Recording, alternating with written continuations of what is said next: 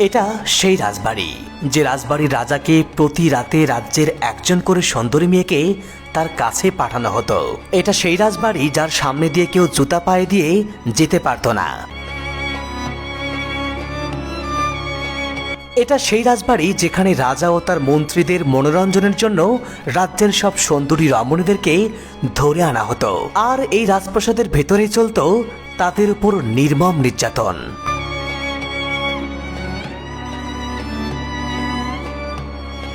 এই রাজ্যে কারো সুন্দরী স্ত্রী বা মেয়ে থাকলে সেই হতো রাজার লালসার শিকার।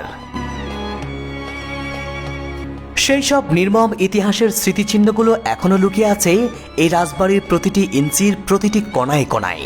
সেই সমস্ত লোমহর্ষক রহস্যঘেরা ইতিহাসগুলো তুলে ধরব আজকের এই ভিডিওতে।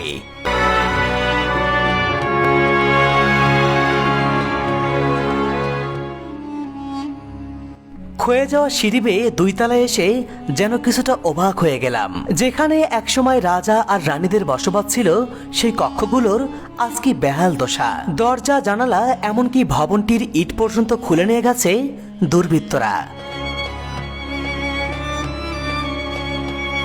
বন্ধুরা, এই রাজবাড়িটির বিধ্বস্ত অবস্থা থেকে নিশ্চয়ই এর জৌলসময় ইতিহাস জানতে ইচ্ছা করছে। চলুন এবার একটু জেনে আসি এর ইতিহাস। নওগাঁর দুবলহাটি রাজবাড়ির ইতিহাস কয়েকশো বছরের পুরনো। ধারণা করা হয় মুঘল আমলে জমিদার দুর্গাপ্রসাদ রায় এই রাজবাড়ির গোড়াপত্তন করেন।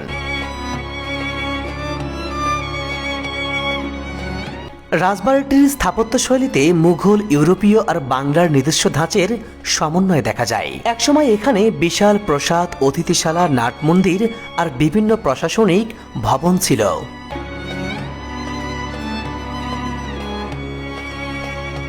দুবলহাটি রাজবাড়িটি প্রায় 200 বছরের প্রাচীন স্থাপনা। দুবলহাটির জমিদারি ছিল সিলেট, দিনাজপুর, পাবনা, রংপুর ও ভারতের কিছু অংশ।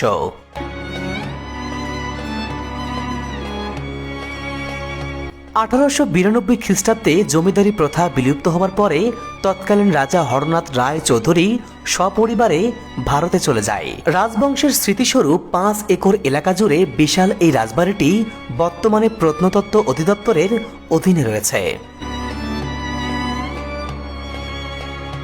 কথিত আছে এই রাজবাড়িটি দিনের বেলায় একটি ঐতিহাসিক স্থাপনা, কিন্তু রাত নামলেই নাকি বিধ্বস্ত দেওয়ালের অন্ধকার কোণায় জেগে ওঠে বহু শতাব্দীর পুরনো গুঞ্জন। জনশ্রুতি আছে এই রাজপ্রাসাদ একসময় শুধু রাজকীয় জাঁকজমকের কেন্দ্রই ছিল না, ছিল ভয় আর আতঙ্কের নাম। লোকমুখে শোনা যায় জমিদার আর রাজারা ছিলেন অগাধ ক্ষমতার অধিকারী। সেই ক্ষমতার নেশায় তারা রাজ্যের সুন্দরী যুবতীদেরকে ধরে নিয়ে আসতেন। আর এই যে ঘরগুলো দেখতে পাচ্ছেন, এগুলোর ভেতরে চলত তাদের ভোগবিলাস আর অমানবিক অত্যাচার।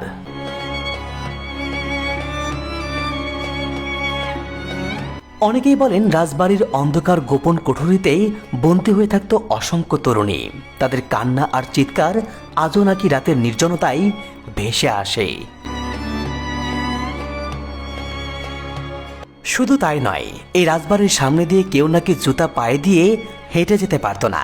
রাজবাড়ির সামনে দিয়ে যেতে হলে জুতা খুলে মাথা নিচু করে তারপর যেতে হতো।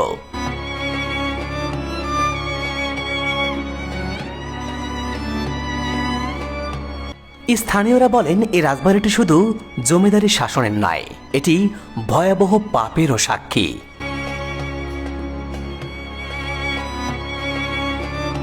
আজ ধ্বংসস্তূপে দাঁড়িয়ে আছে সেই রাজবাড়িটি। ইতিহাসের বইয়ের পাতায় শুধু লেখা আছে রাজা জমিদারদের বীরত্ব আর সম্পদের কাহিনী, কিন্তু অন্ধকারে লুকিয়ে আছে এমন সব গল্প যেগুলো হয়তো কখনোই প্রকাশ্যেই আসেনি।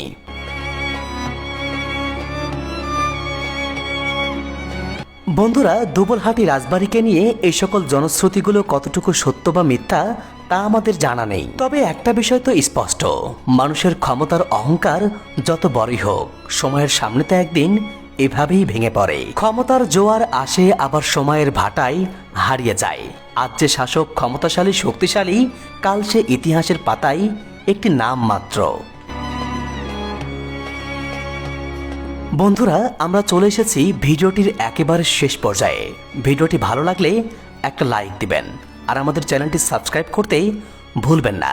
দেখা হচ্ছে নতুন কোনো ইতিহাসের পর্দায়।